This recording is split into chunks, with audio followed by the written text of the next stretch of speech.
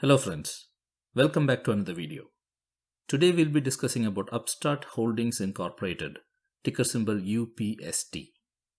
Just like many other growth stocks, Upstart has had a roller coaster ride in 2021 and the week of trading we have seen so far in 2022, with the stock price going from the 20s in December 2020 all the way up to just over $400 in 2021 and then having a massive crash since then to the current price of $117. I would attribute this rise and fall of the stock price more to market hype and the macroeconomic conditions than anything fundamental that has changed with the company's business model. So in this video, I want to share with you my thoughts on Upstart, what is the growth potential, as well as some of the risks that may lead the stock price to continue performing poorly over the next few years. First, let's discuss what Upstart does as a company.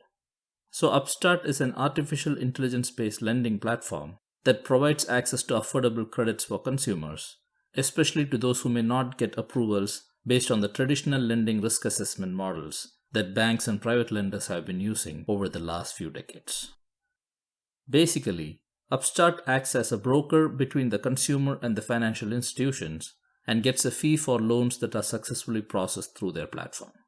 So as you can see here, 92% of their revenues come from such fees, and they do not have any exposure to credit risks for such loans in case of defaults. It is also important to note that 67% of the loans that are processed through their platform are instantly approved in a fully automated way without having the need for any staff intervention. I think this is the biggest strength for Upstart, as they will likely be able to partner with a lot of banks and financial institutions, as such automations will help these banks to reduce their cost and time of processing loans. Upstart primarily facilitate personal loans since they started operations in 2012, but recently they acquired Prodigy Software, which is an automotive retail software provider. With this acquisition, Upstart aims to partner with car dealerships and facilitate the issuance of auto loans using their artificial intelligence platform.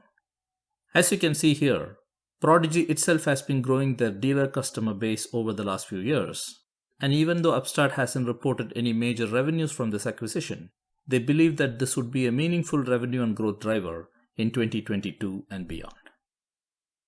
Now let's look at Upstart's financials.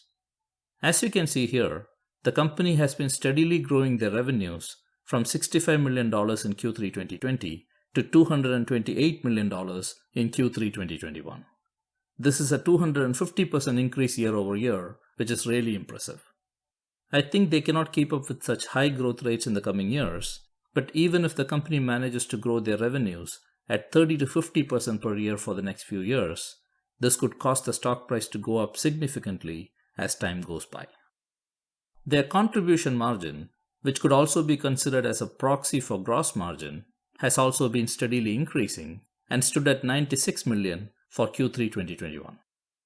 Upstart is also profitable with a net income of $29 million reported for Q3 2021. This is a promising sign, as the company is still very young with huge potential to grow their revenues, and it is not typical to see profits at such an early growth stage.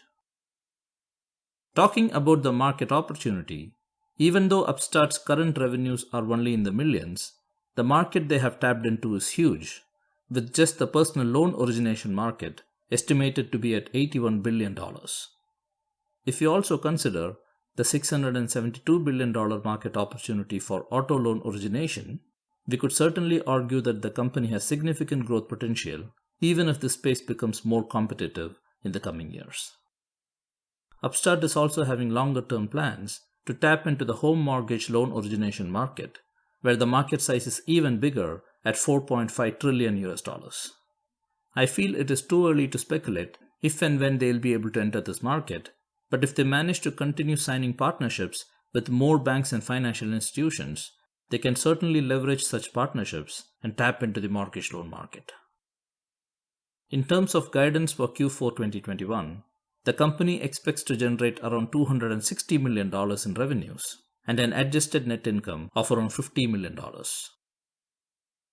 Before we get into valuations, let's now review some fundamental metrics, ownership information, and an important risk that you need to be aware of before investing in Upstart.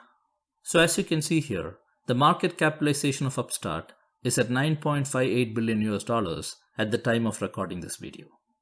The price to sales ratio is currently at 15.44, which is usually considered as very high. So based on this metric, the price of the stock could still fall significantly in the coming days and weeks. But it will also depend on the overall market sentiment and how much weight the market gives to the trailing 12-month sales compared to the higher revenues Upstart has been reporting in the recent quarters. The price to book value stands at 13.33, which again can be considered a bit high based on traditional estimates.